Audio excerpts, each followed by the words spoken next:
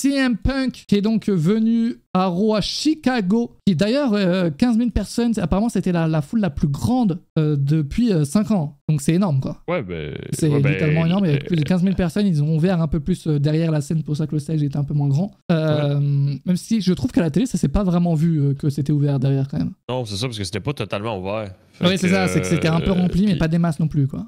Puis, tu sais, puis aussi, c'était visiblement, tu sais, pas prévu. Donc, peut-être que, tu sais, l'équipe technique était pas prête, je sais pas, à mettre des lumières de ce côté-là. Ils ont annoncé un SmackDown à Chicago, du coup, en juin, et le stage est la même chose. Donc, je pense qu'ils s'attendent à faire plus ou moins la même chose. Bref. Ben non, mais présentement, les salles sont pleines, le WWE partout. Ah bah actuellement, en plus, là, ils l'ont précisé, juste avant justement l'entrée de CM Punk, où il disait que c'était le 11e sold-out d'affilée. Il a vraiment dit 11e? Moi, c'est pour ça que j'ai compris. Là, je sais plus si c'est 11e ou 15e, ou en tout cas, ils ont dit un nombre, quoi. Je crois que c'était 11e. C'est quand le SmackDown à Chicago? En juin. Je viens de le dire, si tu m'écoutes. 11e, ouais, c'est ça. C'est le 11e show Raw SmackDown sold-out d'affilée. Ils l'ont dit juste avant que CM Punk arrive.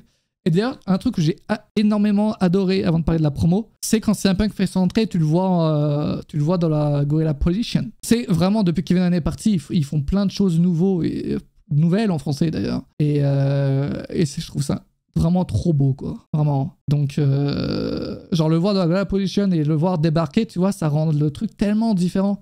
C'est comme quand tu vois les gars arriver dans l'arène, tu vois, dans le début de show. Ça rajoute quelque chose de tellement différent. Bref, incroyable. Pas mal, ouais, de voir un peu de coulisses. Ouais, voilà, c'est ça. Généralement, tu vois des photos sur Twitter et tout, tu vois. Mais là, tu le vois débarquer et tout, c'est insane. Bref, CM Punk est donc arrivé donc à Chicago, évidemment. La foule est en délire. Évidemment, ça fait 10 ans, les gars, ils attendent de voir CM Punk à Chicago. Donc là, il est là. Mais non, mais ils l'ont vu à la W dans la même salle, c'est correct. Très honnêtement, je pense pas que ce soit les mêmes fans. Je sais pas.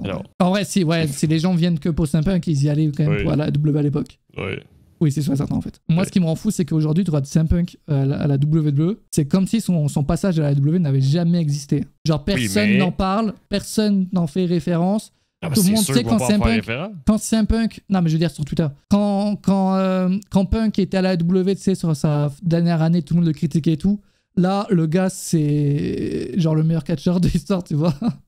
Genre, c'est fou. Bullshiter. Mec, tout le monde se moque qui sait pas catcher et qui se blesse encore 2 secondes. Non, mais la plupart des fans ne pensent pas à ça. De toute façon, tant qu'on le verra pas catcher, les gens peuvent pas en parler, tu vois. Mais en ce moment, c'est un peu que c'est le gars, genre ultime, j'ai l'impression, quoi. Alors qu'il y a un an, tout le monde lui chiait dessus, quoi. Ben t'inquiète, quelqu'un qui va faire son premier match, ça va être le même scénario. S'il a eu un jour, c'est parce que peut-être qu'il va revenir au Royal Rumble 2025 et le gars va se replacer. ça serait fou. Exact, mais tu sais, t'as bien beau dire que personne n'en parle, mais sans la AEW, je crois pas que CM Punk serait là aujourd'hui. Je me posais cette question pour Noro. Littéralement, vraiment, est-ce que le gars aurait pu venir, est-ce que la WWE aurait été intéressée sans son parcours à la WWE? En fait, moi je pense que la réponse est non, parce que lui n'était pas intéressé lui-même. Ouais, mais à l'époque, t'avais Vince aussi, tu vois, c'est ça aussi. Ben, c'est sûr, mais tu sais aussi, la WWE a réussi à recréer une flamme CM Punk quand même. Là. Ouais, il y a une hype qui s'est créée. Après, quand il s'est cassé, je sais pas si la hype était vraiment présente. Moi, je pense que, genre en novembre, c'était quand même pour WWE. C'était quand même beaucoup plus risqué de l'amener qu'autre chose, quand même, je trouve. En novembre 2023, je pense que c'est assez risqué, quand même. Bref, c'était un match blessure impossible, vu que c'est clair, et lui voulait pas. Oui, mais il parlait quand Vince était là, et je pense que c'est plus Vince le problème. Hein. Je sais pas du tout. Bref, en tout cas, c'est sûr. Après, c'est sûr qu'il avait je pense qu'il a aussi beaucoup changé mentalement. Son passage à la W lui a fait, je pense, réaliser beaucoup de choses aussi. Réaliser qu'il reste juste une option si oui, s'il veut sauver sa carrière, frérot, il va falloir bien se comporter maintenant.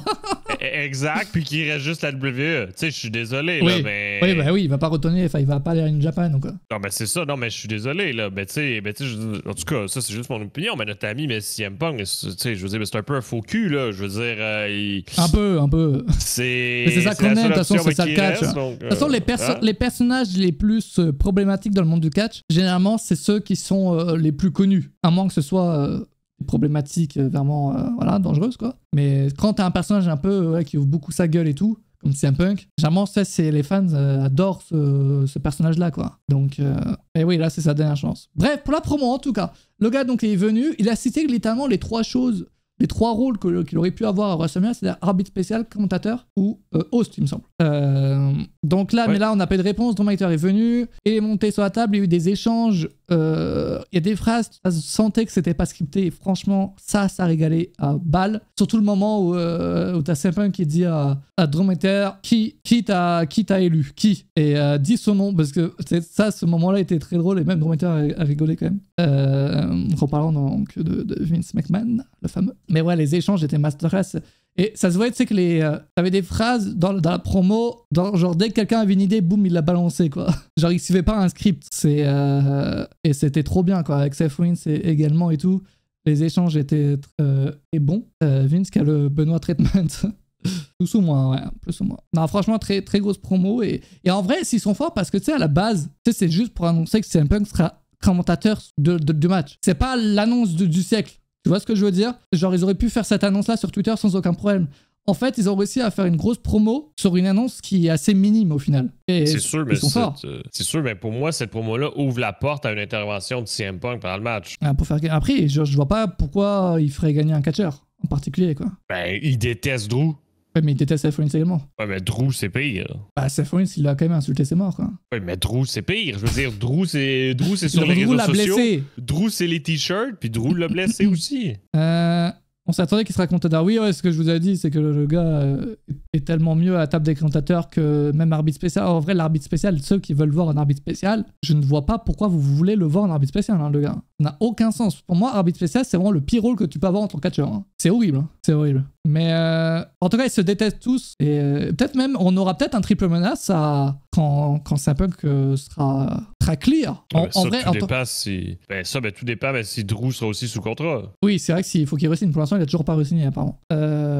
Moi, je pense qu'il a re-signé en zoom quand même. Mais bon. À Backlash, oui, j'ai pensé à Backlash, mais c'est un peu qu'il est un peu blessé quand même. C'est entre mai et juin pour notre ami CM Punk. À voir.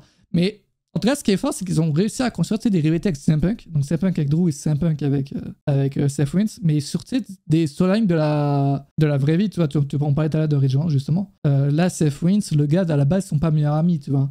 Là, Drew McIntyre, bon, bah, il y a eu la blessure et puis ils en ont profité juste derrière. Donc c'est. Genre, à la base, c'est Punk, il arrive. Il n'y a aucune histoire qui a été créée de toute pièce depuis son retour, tu vois. C'est que des histoires qui sont arrivées comme ça par magie. Le moment avec Vince, tu me régales. Hein. Les mecs qui mettent des vidéos en qualité en 240p sur Twitter, qui sont-ils? Qui sont ces personnes? Comment tu peux mettre ce genre de... Non mais regarde la qualité de dingue. Hein. Qui êtes-vous, genre? Comment vous pouvez faire ça? Alors avec du son, c'est mieux. Who chose you? Who? What was his name? Huh? You got the balls to say you're the chosen one? Tell me. Ça, c'est fort parce que il y a que les fans qui ont la rêve. Tu vois, quelqu'un qui va Draw depuis 2 ans, il aura pas la rêve de ça, concrètement.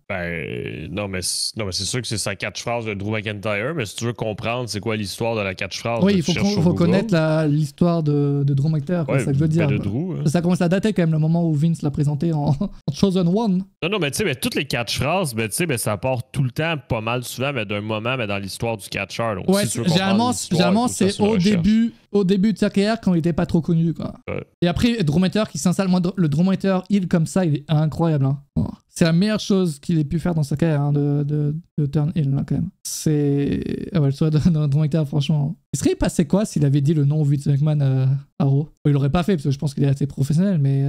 Non, mais c'est pas une question de faire, pas faire, c'est que TKO veut pas en parler. Oui, mais imagine, il l'aurait fait. Imagine, Drew McIntyre aurait répondu littéralement à la question de CM Punk. Au pire, il l'aurait bipé, Oh, putain, ça non, mais je sais pas quoi dire, tu sais, après où est-ce que Drew était, tu sais, c'est à quelques centimètres d'un employé producteur qui est en contact direct avec la régie. Donc peut-être que le gars qui était juste à côté de Drew, il a dit ferme-la. Non, mais après, je pense que après, je pense que WWE sait très bien que Drew McIntyre est assez professionnel, il va pas dire le nom, il est pas con, quoi. Il est pas idiot, le gars, quand même. Mais je trouve ça drôle, bon, après, t'as Seth Rollins donc qui est donc arrivé, ils ont continué les échanges et c'était parfait. Et c'est un peu qu'il a annoncé son rôle pour WrestleMania, sera donc commentateur du match et il va ouvrir sa gueule donc pour le match et à voir donc ce que ça va donner et ce qu'ils vont construire pour la suite. En tout cas, j'ai bien hâte de voir ça. Et en vrai, c'est vrai qu'avoir un triple menace entre les trois, en vrai, si Drew McIntyre re-signe, je pense que c'est ce qui est mieux pour cacher les petits problèmes in-ring de CM Punk.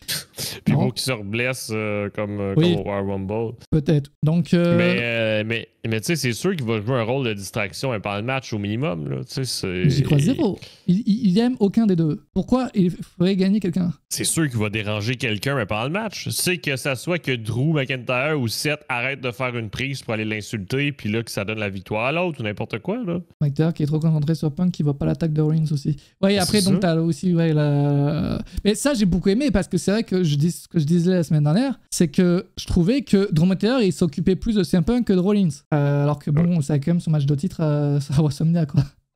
Et donc là, ce que j'aime bien, c'est qu'ils en jouent, du coup, c'est que du coup, Drew McIntyre, encore une fois, il moi, non, c'est un peu qu'il va pas avoir le dernier mot, et boum, il fait pas attention, et il se prend un petit cup stomp de Seth Rollins, quoi. En vrai, Drew qui gagne, Punk qui l'attaque, et Priest, les gars, vraiment, son cash-in sera un échec. Je vous l'annonce, hein. Mais je ne vois vraiment pas aujourd'hui, en fait, il y a quelques mois, il aurait pu devenir champion, mais aujourd'hui, quand t'as Drew McIntyre, CM Punk, Seth Rollins pour le titre mondial, d'autre côté, t'as Roman Reigns, Cody Rhodes, je ne vois pas Damien Priest battre l'un d'eux. Il faut quand même le dire. Ouais, on sait, Michael, dans mes termes, déjà pas re-signé. On le sait. Mais moi, je pense... Enfin, en tout cas, ça, c'est ce qui se dit. C'est des rumeurs. Moi, je vous le dis. J'ai des infos.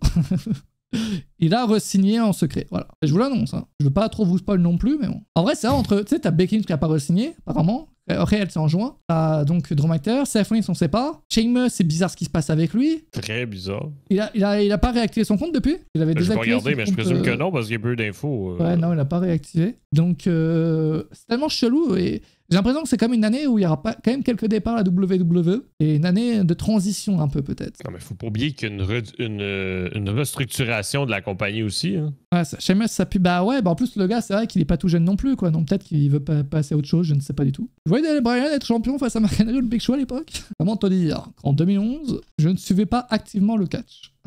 Donc là, j'avoue que l'exemple n'est pas forcément le meilleur, cher ami. Mais c'est vrai que c'est le but du catch d'avoir des surprises. Tu me diras. MJF aussi a été enlevé de tous les sites à la W. Oui, mais là, ils en jouent. On sait qu'il a re-signé, en fait. Ils en jouent. Mais bon, on verra. Mais Jacques Damien Priest, ça me paraît un peu compliqué. Là, quand même. Drew va faire comme Punk en 2011. Oh, oui, c'est ce qu'avait dit Nicolas une fois, je crois. Cette idée est incroyable, le fait qu'il... Après, là, ils sont pas en train de l'inclure dans la storyline, hein, pour le coup. Le fait que son contrat se termine bientôt. Donc moi, je crois que c'est encore une preuve, peut-être, qui confirme qu'il a pas re-signé, du coup. Parce que s'il avait re-signé, ils ont joué le fait que son contrat se termine bientôt. Bref, tant de... Donc là, en moins de 2 minutes, tu te contredis sur la situation contractuelle de notre ami Drew. C'est exactement ça. Je me fais dire tout et le contraire, comme ça, dans tous les cas, j'ai raison.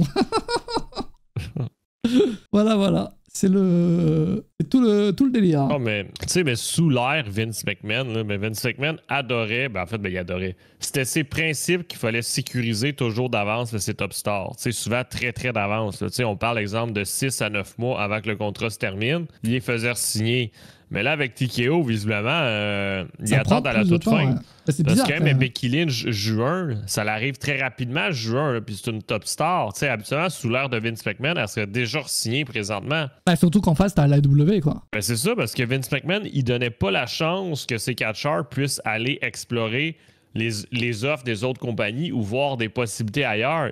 Tu sais, parce qu'en refaisant signer une personne aussi tôt, avant que son contrat se termine, ben la personne, elle a même pas sûrement commencé à réfléchir. Oui, elle a pas les négociations elle-même. en face. Bon, hey, mon contrat finit bientôt. Est-ce que je pense à l'ailleurs ou je reste à la WWE? Ben non, mais tu reçois une offre sans avoir réfléchi, 9 mois d'avance, avec sûrement une belle augmentation de salaire aussi. Ben les gens l'acceptaient par le passé. Après, c'est vrai que les contrats qui se terminent cette année, c'est ceux qui ont été signés généralement en 2019, pour la plupart. Et c'est vrai qu'en 2019, la W venait de se créer tout, donc il y avait quand même une petite peur. Aujourd'hui, c'est vrai que la W fonctionne assez bien quand même. Tony Khan, il met énormément d'argent. Après, peut-être que vu qu'il met autant d'argent sur Okada, Will Ospreay et Mercedes Moné, ils sont peut-être en mode bon. Il a peut-être plus d'argent pour nous prendre d'autres stars, peut-être. Je ne sais pas. En vrai, c'est fou de se dire que si, par exemple, la WWE n'existait pas, t'aurais peut-être eu le spray aujourd'hui à la WWE, peut-être Okada. NXT.